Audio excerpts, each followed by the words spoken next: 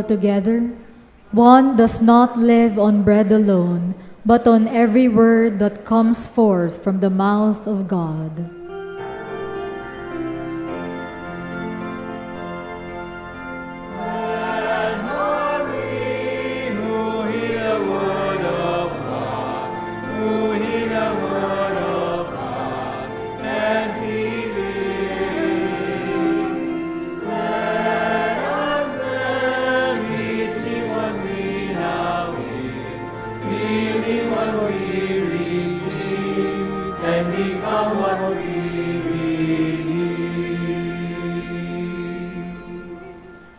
The Lord be with you. And with your spirit. A reading from the Holy Gospel according to Matthew. Glory to you, O Lord.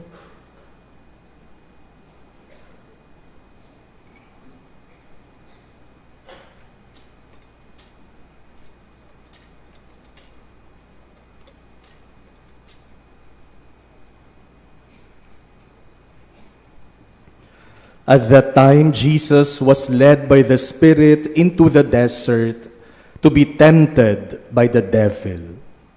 He fasted for 40 days and 40 nights, and afterwards he was hungry. The tempter approached and said to him, "If you are the Son of God, command that these stones become loaves of bread." He said in reply, "It is written, one does not live on bread alone, but on every word that comes forth from the mouth of God."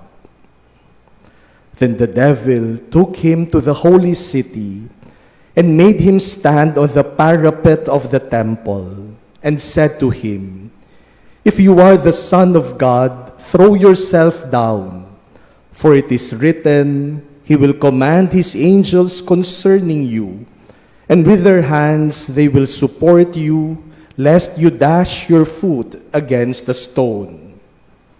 Jesus answered him, "Again it is written, you shall not put the Lord your God to the test."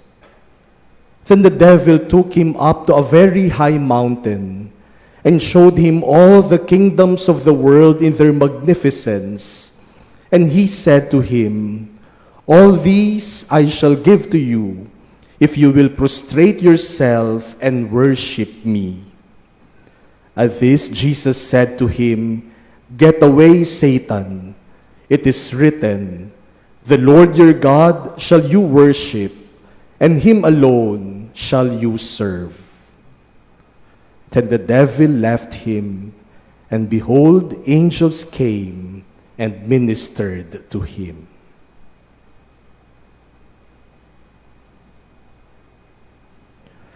The Gospel of the Lord. Praise to you, Lord Jesus Christ. My dear brothers and sisters, on this first Sunday of Lent, we are brought to two places: the Garden of Eden with Adam and Eve, and the desert with Jesus. And in these two places, we hear a voice, a very attractive voice. In these two places, we hear the voice of the devil. And this voice is lying. That is why, my dear brothers and sisters, Lent opens with a very strong warning. The devil is the father of lies. And if we are not careful, we might fall into his trap. We might fall into his temptation. We might begin to believe in his lies and even live by his lies. And what is a lie? Ano ba ang kasinungalingan? A lie is a statement that is not true. And lying is saying something that is not true in order to deceive. Ang pagsisinungaling ay pagsasabi ng isang bagay na hindi totoo para makapanloko at para manlinlang. But you know, my dear brothers and sisters, the devil is so cunning that he will not present a lie as it is. Because if he does, we would not believe him. Hindi naman ipapakita ng demonyo yung kanyang panunukso sa pamamagitan ng pagsasabi ng hindi mabubuting bagay. Kasi alam niya na hindi talaga tayo maniniwala at susunod sa mga hindi mabuting bagay. Kaya hindi sasabihin ng demonyo ng diretso sa iyo, labagin mo ang utos ng Diyos. The devil will not do that. Hindi sasabihin ng demonyo sa iyo, sige, magnakaw ka. The devil will not do that. Hindi sasabihin ng demonyo ng diretso sa iyo, sige, magtaksil ka sa asawa mo. The devil will not do that.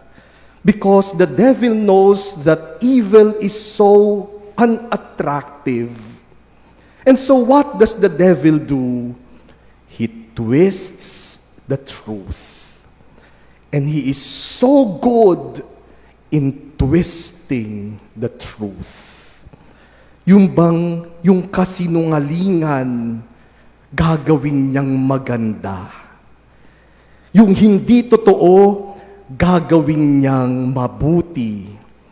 At yung kasalanan, gagawin niyang napakasarap.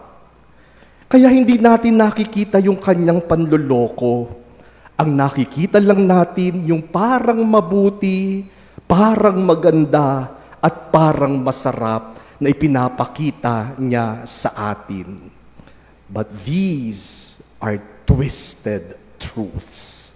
Sa bandang huli, kasinungalingan pa rin. This is what happened to Adam and Eve as we heard in our first reading today. The devil does not say to Adam and Eve outright, disobey God. Hindi naman sinabi nung ahas kay Eva, sige, labagin mo ang utos ng Diyos. Hindi ganun ang paraan ng demonyo. Ano ang sabi ng demonyo kay Eva? Sabi niya, totoo bang sinabi ng Diyos na huwag niyong kakainin ang bunga ng punong yan? Wala naman siyang sinasabing masama. Nagtatanong lang siya. At nung sabihin ni Eva, oo, sabi ng Diyos, kainin na namin ang lahat ng bunga sa lahat ng puno, maliban dyan sa punong yan. Sabi ng demonyo, kasi alam nyo, pag kinain nyo yan, mamumulat ang mga mata ninyo at magiging katulad kayo ng Diyos. It is so attractive. It is so reasonable. But it is twisted truth. In our gospel, Jesus is tempted 3 times. And at first glance, the temptations seem harmless. Ano bang masama na gawing tinapay ni Jesus yung bato? Wala naman. Ano bang masama na patunayan ni Jesus na siya'y Diyos? Wala naman. But each temptation is a subtle lie. Each temptation is built on distortion. Each temptation is bended and twisted truth. My dear brothers and sisters, as we begin the season of Lent, we are warned because the devil, until now, twists the truth and presents lies in a very attractive way. Kung hindi po tayo mag-iingat, mabilis tayong mahuhulog sa panunukso ng demonyo na napakagaling baluktutin ang katotohanan at ipalabas ang kasinungalingan na parang tama at parang mabuti. The devil twists the truth about life, telling us that the value of life depends on its usability, in its being usable to us. Sasabihin ng demonyo, mahalaga ang buhay nyo. Pero yung halaga ng buhay, nakabata yan sa kapakinabangan. Yung buhay na napapakinabangan, yan ang mahalaga. Tayo naman naniniwala, oo nga, yung may pakinabang ay may halaga. Paano na yung mga buhay na walang pakinabang, walang naiko-contribute, katulad ng mga sanggol, yung sanggol sa sinapupunan, yung mga matatanda at may sakit, wala nang pakinabang. Ibig sabihin ba, wala na ring halaga? And so the devil twists the truth. The devil twists the truth about marriage, telling us that there is really no lifelong commitment. Sasabihin ng demonyo, naku, huwag kayong maniwala dyan sa forever na yan. Walang forever. Yung relationships, hindi yan magtatagal.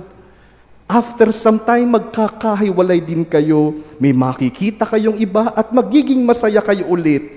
Wala namang masama dyan. Twisted truth.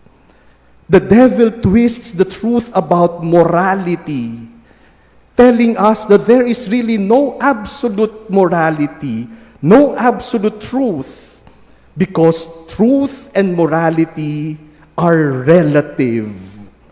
Sasabihin ng demonyo, sino ba ang magsasabi kung ano yung tama at mali? Walang dapat nagdidikta sa'yo na yan ay tama at ito'y mali. Ang makakapagsabi lang ng tama at mali ay ikaw. Kung mabuti para sa'yo, kung masaya ka dyan, yan ang tama para sa'yo. At walang pakialam ang iba na sabihin sa'yo na yung tama para sa'yo ay mali at kasalanan. Twisted truth. The devil twists the truth about social media, turning social media to be an arena of confusion, of half-truths, and distortions. Kaya tingnan nyo, sa social media, ang daming kasinungalingan, ang daming panloloko. Tayo naman, napanood lang, nakita lang sa social media, pinaniwalaan agad, nang hindi man lang nagve-verify o nagde-discern. Kaya ginagamit yan ng demonyo para baguhin at baluktutin ang katotohanan. The devil twists the truth about our faith, telling us that if you have a personal relationship with God, that is enough. Religion, going to Mass, going to church, does not matter for as long as you have a relationship with God. Hindi sasabihin ng demonyong huwag kang maniwala sa Diyos. Sasabihin niya, sige, magkaroon ka ng paniniwala sa Diyos. Pero wala nang halaga yung religion. Walang halaga yung simbahan. Yan lang ang mahalaga. Personal relationship with God. My dear brothers and sisters, let us be very careful, because if we are not discerning, we might be believing in the twisted truths of the devil. In our second reading today, St. Paul tells us that through one man, sin entered the world. Because of his disobedience, because he believed in the twisted truth of the devil. But St. Paul also says, but also because of one man, Jesus, we are all saved. Because Jesus does not only speak the truth, Jesus is the truth. Jesus never twists the truth. Jesus reveals the truth to us and invites us to live in His truth. My dear brothers and sisters, on this first Sunday of Lent, we are asked, do we live in the truth of Jesus? Or do we believe the twisted truths of the devil? Madali ba tayong mapapaniwala sa mga binaluktot na katotohanan? Mabilis ba tayong matukso sa mga kasinungalingang binalot ng parang kaakit-akit at maganda? And maybe we can also ask ourselves, do we twist the truth? Baka naman tayo yung bumabaluktot sa katotohanan para makalusot sa ating mga kasalanan. Nabubuhay ba tayo sa katotohanan o nabubuhay ba tayo sa kasinungalingan? Mahilig ba tayong magsinungaling? Mahilig ba tayong manloko? Mahilig ba tayong manlinlang ng kapwa? Baka nagiging kampon na tayo ng kasamaan sa pagpapalaganap ng kasinungalingan. You know, my dear brothers and sisters, every time Lent begins, as my personal devotion, I would decide on one or two sacrifices that I will do during the season of Lent. Kaya kapag Tuesday before Ash Wednesday, pinag-iisipan ko na, ano kaya ang pwede kong i-give up para sa Lenten season? Yung hindi ko kakainin, hindi ko gagawin, o dadagdagan kong kabutihan for the next 40 days until Easter Sunday. And for this year, I decided on a very simple sacrifice. Sabi ko sa sarili ko, this Lent, I will not eat chocolates. Baka magsabi yung iba sa inyo, ay chocolate lang, ang simple naman yan. Now, kung kilala po ninyo ako, malalaman ninyong napakahirap para sa akin ang hindi kumain ng chocolates for 40 days. Now, last Thursday, the day after Ash Wednesday, a friend who traveled abroad came back and gave me a bag full of chocolates. Pagpasok ko sa kwarto, tiningnan ko kaagad yung laman, puro chocolates. At meron pa dun yung mga paborito ko talagang chocolate. Kaya nung gabing yon, nandun lang yung bag sa kwarto ko. At bago ako matulog, iniisip ko yung mga chocolates. Parang kinakausap nila ako. Parang sinasabi nilang, tikman mo kami. Kahit konti lang. But I said to myself, no. Kaya the following morning, pinamigay ko po yung mga chocolates para hindi na ako matukso. Now, yesterday, I was invited to give a talk at the Lenten recollection of one parish. Magtotok ako, tapos may misa. After the talk, sabi ng parish priest, "O Father, magmerienda muna tayo bago magmisa." So nagpunta kami sa dining room, kumain kami, at patapos na kaming magmerienda, may dumating na matandang bishop. Umupo sa tabi ko at nakipagkwentuhan. Sabi ng parish priest, "Bishop, ano pong merienda gusto nyo?" Sabi ni Bishop, "Meron ba kayong chocolate?" Ito pa lang si Bishop, mahilig sa chocolates. Kaya sabi ng parish priest doon sa kanyang staff, "Oh, kumuha ka doon sa ref sa kwarto ko, may mga chocolates doon." At maya-maya, lumalabas yung staff, may dalang chocolate, inabot kay Bishop.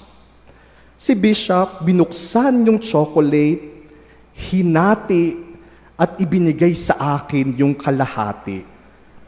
Hawak-hawak ko yung kalahating chocolate. Tinitingnan ko At sabi ko sa sarili ko, hindi ko kakainin ito. Si Bishop, kinagat na yung chocolate. Ngumunguya-nguya, sabi niya, masarap tong chocolate na to. Sabi niya sa akin, Reggie, sige kainin mo. Sabi ko, hindi po Bishop, okay lang po. Ang iniisip ko, pag magmimisa na kami, iiwan ko na yung chocolate doon. Hindi ko nakakainin. Kinain uli ni Bishop hanggang maubos niya. Sabi niya, ang sarap. At sabi niya sa akin, sige na, kainin mo na. Sabi ko, okay lang po Bishop. Sabi ko, gusto niyo po ba sa inyo? Hindi, sa'yo yan, kainin mo. Sabi ko, ayoko po Bishop. Hindi, kainin mo. Sabi ko, ayoko po Bishop. Gusto mo ba, isubo ko pa sa'yo? At dahil masunurin ako sa obispo, kinain ko. Sabi ko kay Lord, tutuksuhin lang naman ako sa pamamagitan pa ng obispo. My dear brothers and sisters, this Lent, let us fast not only from food, let us fast from telling lies. Huwag magsisinungaling, huwag manloloko. Let us reject any form of falsehood. Let us stop twisting the truth. Let us speak honestly. Let us live honestly. Because every time we believe in twisted truths, the devil wins. And every time we ourselves twist the truth, we become the devil. Like Jesus in the desert, let us be firm. Let us choose the truth so that the devil will never win.